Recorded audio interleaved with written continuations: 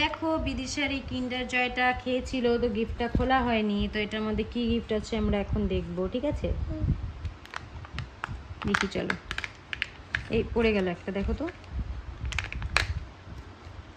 দেখি দেখি দেখি, দাঁড়াও দাঁড়াও দাঁড়াও, দেখো কত সুন্দর একটা গিফট। স্কুলে যাব মা।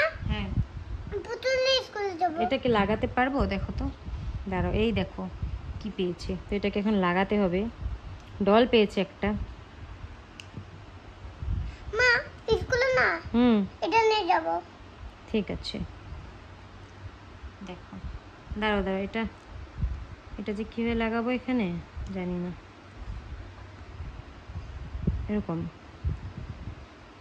টাইট করে লাগাও।